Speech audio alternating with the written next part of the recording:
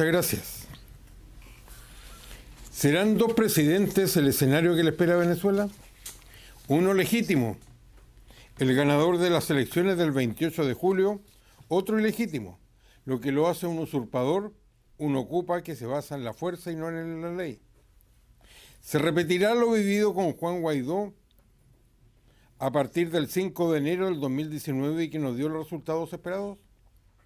A mi juicio, la gran diferencia, está en la magnitud del triunfo en las urnas.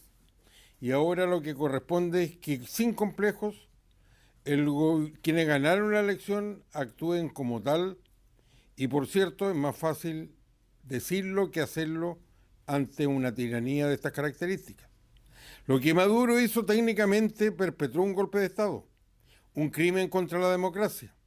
El régimen se militarizó y se atrincheró, demostrando que no le importa aislarse cual Albania de la Guerra Fría. No sabemos si se va a originar un nuevo movimiento migratorio. Sí que es un arma y lo ha sido para utilizarlo contra las democracias. Es más que antes un gobierno de la delincuencia organizada transnacional y un narcoestado. Desafortunadamente, la comunidad internacional no ha aplicado la presión necesaria, ya que no se necesita más de lo mismo, sino algo más duro, como por ejemplo el tipo de embargo que se hizo contra Sudáfrica y que obligó al régimen del apartheid a negociar. Las esperanzas están depositadas en el cambio de gobierno de Estados Unidos. Sin embargo, ¿se justifican o se necesita más realismo, ya que el nuevo gobierno insiste que no habrá nuevas intervenciones militares, sino que al contrario quiere ponerle fin? Pero a cambio puede haber algo de la comunidad internacional, latinoamericana o de las Naciones Unidas, o una intervención limitada y quirúrgica, ya que las decisiones que se tomen para Venezuela pueden definir su legado hacia América Latina. De hecho, no está del todo claro si existe conciencia suficiente de cuán profundo y estrecho es la ligación entre Cuba y Venezuela, ya que desde Chávez hubo traición a la patria, con las características que recuerdan el rol de la quinta columna en Noruega. Por ello, ¿cómo se puede liberar o si se puede liberar Venezuela con la dictadura cubana tomando las decisiones estratégicas, como ahora, por ejemplo, con el actual atrincheramiento y la consiguiente represión? En este contexto, la pregunta es, ¿qué significado tiene, comillas, la máxima presión de la que se habla desde el exterior cuando al parecer la intervención militar hoy está fuera de la mesa? La Corte Penal Internacional, como decía el expresidente Hurtado, continúa con su actitud vergonzosa frente a la dictadura. Lo que creo es que en forma realista se puede presionar a la comunidad internacional y esperar de ella son dos cosas, mínimas pero necesarias. Primero, el reconocimiento masivo de la legitimidad de Edmundo González como el único gobierno legítimo y la aplicación de sanciones a Caracas iguales o superiores a las sufridas a Sudáfrica que la obligaron a negociar.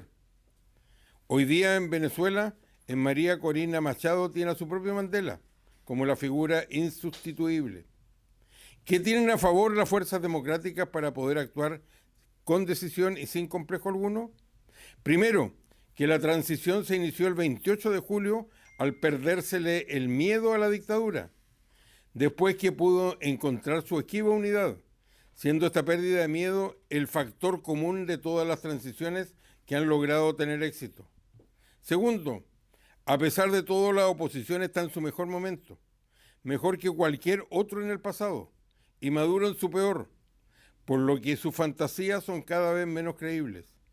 Tercero, el momento es para que los ganadores de la elección actúen en forma creciente y sin pausa como el gobierno legítimo que son. ¿Qué se entiende por ello? Ejemplos. Ello significa no caer en ninguna relevancia, no repetir errores, actuar como el gobierno efectivo, lo que es difícil cuando no se controla territorio a nivel nacional y lo que impide ser el poder dual del que hablaban teóricos de la revolución. Pero nada impide compensarlo con acciones permanentes de gran impacto en forma continua y constante, no ocasional. Por ejemplo, actuar sobre bienes y depósitos en el extranjero, o accionar sobre los sostenes internacionales de la dictadura, es decir, China, Rusia e Irán.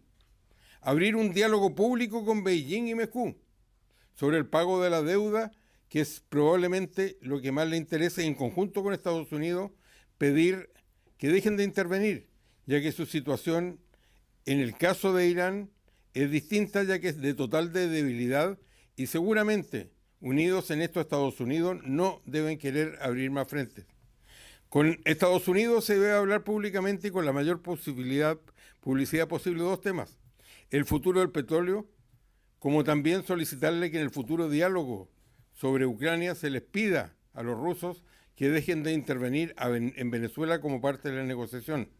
Y por último, a nivel interno, como triunfadores legítimos, continuar con la línea trazada de hacer llamado a las Fuerzas Armadas y policiales para que cumplan con su deber constitucional, como también sobre quienes trabajan en instituciones que han sido incondicionales de la dictadura. Y el objetivo es convencerla de que no hay ánimo de revancha, sino de reencuentro.